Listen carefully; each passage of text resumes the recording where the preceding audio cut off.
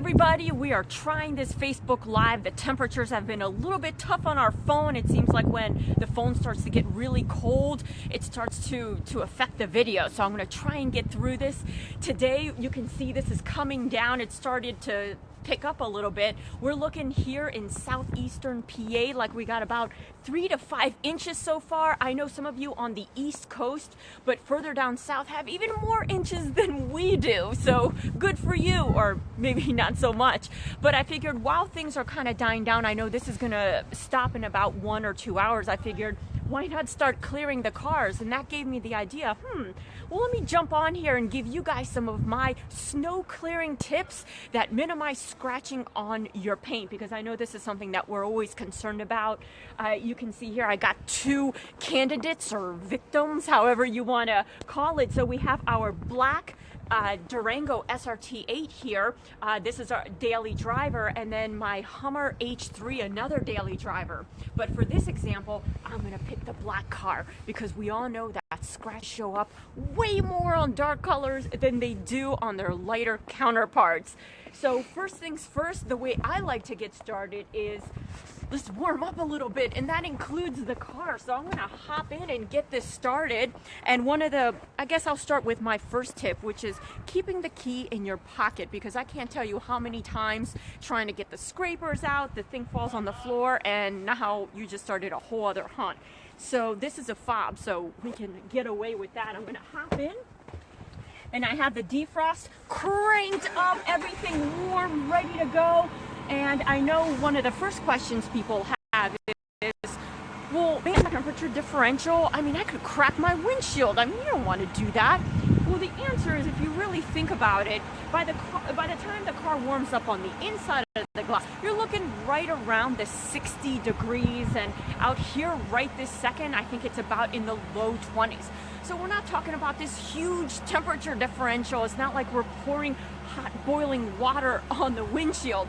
So I know some of you have seen those horror stories on YouTube where you see the cracks going across the windshield.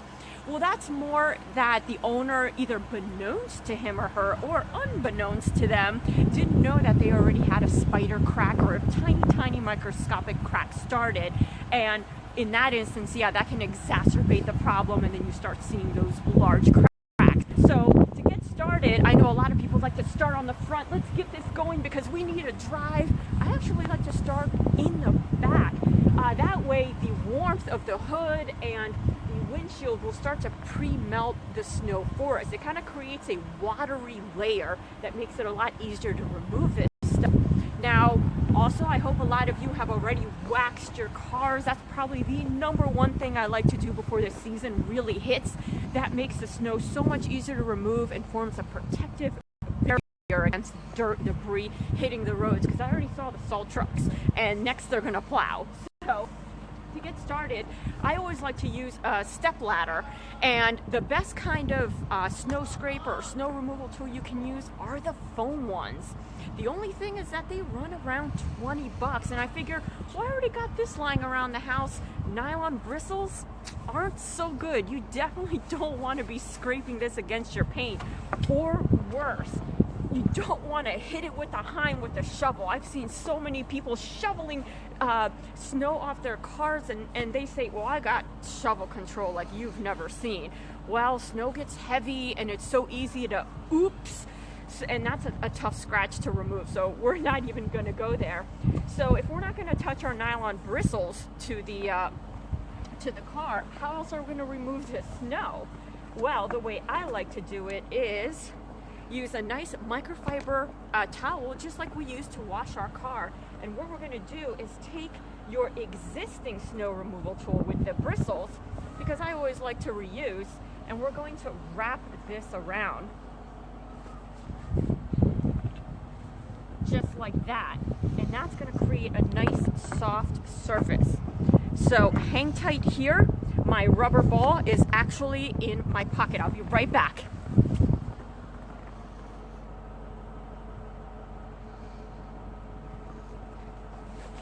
All right, I'm back. And you see this rubber ball that I have here, it's got full of rubber bands, and it actually fell out of my pocket into the snow, like what I told you for keys not to do. So I'm going to just stick that in there, and what we're going to do is rubber band this. Now you can use clothespins. I like clothespins. Those work pretty well. Rubber bands work better because this is going to start to get wet and heavy. And clothespins sometimes have a hard time hanging on, but if you got nothing else, I say always use what you got lying around the house. So we're going to go ahead and wrap this and get this all nice. Now this next tip comes from a detailer, and reason number 2 that we're starting with the hood, reason number 1 being that the windshield and the hood are warming up. We're going to pretend that we have a trunk, you know, a horizontal trunk. If you do those parts first and then the roof, well then you're just getting snow back up on your trunk and your hood, and so now you got to scrape it off or push it off a second time, and now you're maximizing the chances of it getting scratched.